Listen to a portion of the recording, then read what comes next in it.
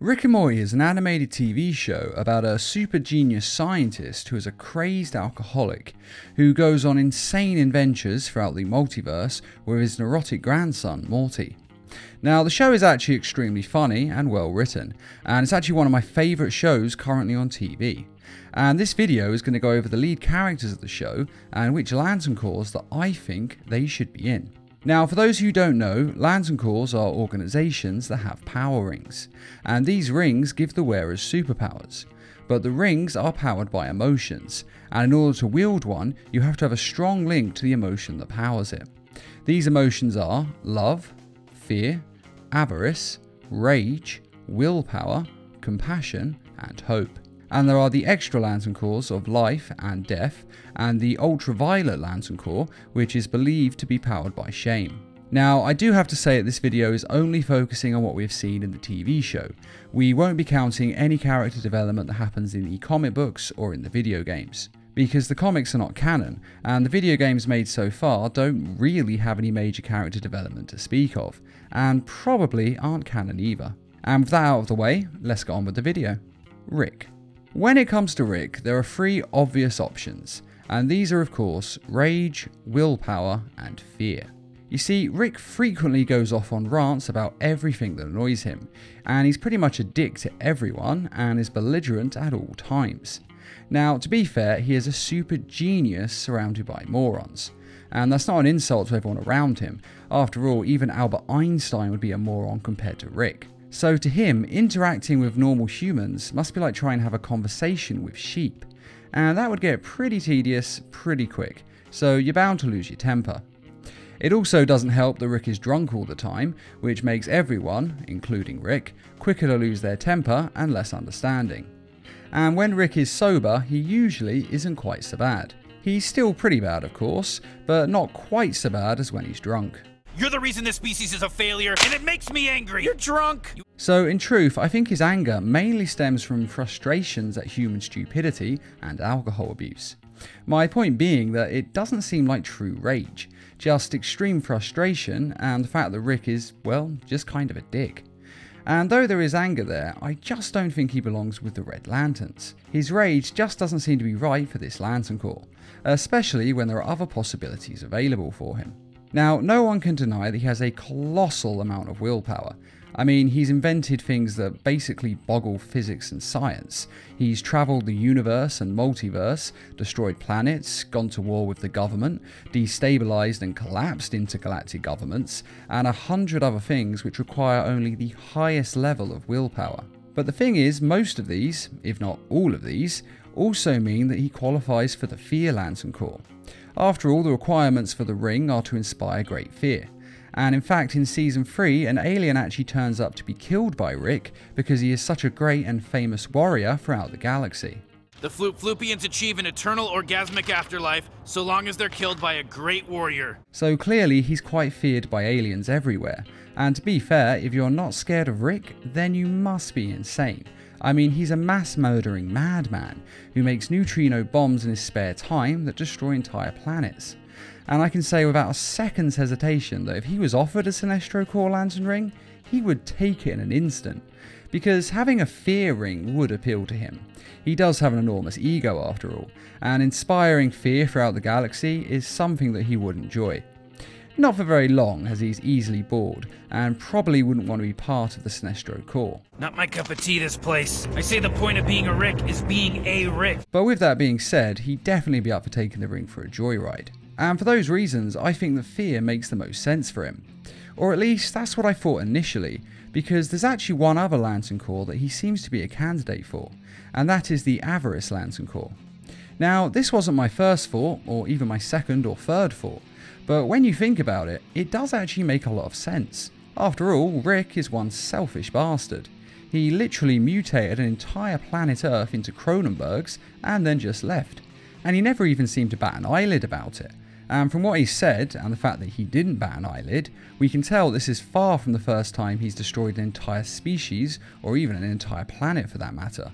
And everything that Rick does is only for his own interests. You wouldn't kill yourselves? Of course not, Morty. How could that profit me? And avarice isn't just greed, selfishness plays a large part. But Rick is also pretty greedy.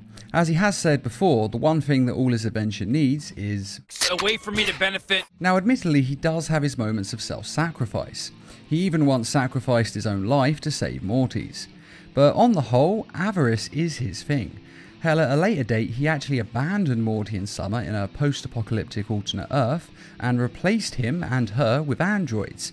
And he only came back for them because the androids didn't pan out. Oh, but don't you have infinite versions of me and my sister? You don't have to kick me while I'm down, Morty. Look, there's no replacing either of you without an amount of work that would ultimately defeat the purpose. And when you think about it, almost every single adventure starts with him wanting to get something. Talking about mega seeds, I want you to find Dr. Xenon Bloom. These demonic alien spirits are really valuable. Isotope 322, plasma shard in the Abadongo cluster. You see that green rock, Morty? It's about 20 pounds of the stuff I was getting all hard for a flake of. Morty, whatever you do, don't drop the truth tortoise. So he fully qualifies for avarice, because he is just greedy and selfish. He may not always be the ultimate greedy or selfish person, but it is a very large part of his character. So I think it's clear that he either has to have avarice or fear. And although the Sinestro core could work, personally I feel that avarice makes the most sense with the way he lives his life. As Rick does whatever he wants, and he travels the multiverse just collecting whatever he wants and taking it for his own purposes, which is exactly what Agent Orange does from the Avarice Lantern Corps. And of course, Rick hates being part of a community, as he wants the freedom of being an individual. And because of that, pretty much all of the Lantern Corps wouldn't work for him. But the Orange Lantern Corps does actually have only one member, and Rick would actually have to kill this member in order to get the ring, which, let's be honest, Rick would not only be able to do, but he'd be absolutely fine with. So this Lantern Corps actually ticks all the boxes for him, for what Rick wants and for how he is. So avarice is definitely the right choice for him. Morty. One way of describing Morty would be to say that he is a ball of anxiety and horniness. He's either confused or terrified of everything around him, or he's trying to hook up with some girl. Now, to be fair, that is a bit of an exaggeration, and he has actually changed a bit as the show's gone on, and gotten a bit more of a handle on his life. But still, his anxiety and confusion makes it hard to label him in a specific Lantern Corps, because he doesn't really have any strong emotions because, quite frankly, he's too nervous and anxious all the time to let them shine through. And though he does have his moments of strong will, no one would put him in the Willpower Lantern Corps. He just doesn't fit in. And he definitely doesn't have much in the way of hope. In fact, he's pretty hopeless for the most part. He doesn't really inspire great fear, he doesn't really have much avarice to speak of, he's not a huge lover of death, or even life for that matter. Now he does kind of have some love in him, as he has a strong flame for Jessica, but in a way that borders on being a little bit creepy and a little bit like a stalker. I mean, he did basically try to date rape her with a love potion. Whoever you smear this stuff on will fall in love with you, and only you, forever. And personally, I wouldn't really call that true love. And even though he likes Jessica, he's still constantly trying to get with any other girl around his age that he meets. So that doesn't really seem to me like he's in love with Jessica, and it certainly wouldn't qualify for the Star Sapphire Lantern Corps. But he does seem to have compassion, or at least at certain times he does, as he does frequently try to help people, which is usually just trying to stop Rick from hurting people. It's my son! And if you hurt him, you'll have to kill me, Rick! But still, he is trying to help people. But I also wouldn't say that he has any more compassion than a normal person would. I mean, it's not really the dominant part of his personality. After all, most people don't want those around them to die, and we would all try and stop Rick from detonating a neutrino bomb and blowing up the Earth. So though he definitely has compassion, it doesn't really seem like the right Lantern Corps for him. So to my mind, there's really only one Lantern Corps left for him, and that is of course the Red Lanterns of Rage. Because out of all of the emotions that Morty ever displays, this is probably the most powerful one that we've ever seen. Such as in the episode Look Who's Purging Now, when Morty finally lets his repressed rage out and purges it. And when Morty starts letting his rage out, he just can't stop, and he goes nuts. It's actually quite a sight, and quite unsettling in some respects. And although they later make the joke saying that he was drugged with Purginal in a candy bar that he ate, and that's what made him go all crazy and angry because it affects your moods, they then show us the label of one of the candy bars saying that it doesn't have any Purginal in it, And although it is possible that Morty's bar still had some purginol in it, as we didn't see its wrapper clearly, when you look at Morty's life, I think it does just kind of make more sense that the rage is just inside him. After all, he does have a pretty messed up life, and he does really qualify as being an abused child. Since his mother is a heavy drinker who resents her children for holding her back, his dad is, well, Jerry, and his grandfather is an alcoholic super scientist who drags him into insane danger on a daily basis, and occasionally tries to murder everyone Morty knows with a neutrino bomb when he gets too drunk. And he also comes into his room late at night and then holds a knife to his throat, screaming about whether he's a real person or not. Are you a simulation? Huh? Are you a simulation? No! You little son of a bitch! I'm sorry, Morty. So Morty's clearly going to have some issues, and he does. And this is not the only episode in which we see him get his rage out. After the divorce of his parents in season 3, he gets a mutated arm, and though he again tries to keep his rage repressed, when he's pushed, it finally comes out, and it feels great.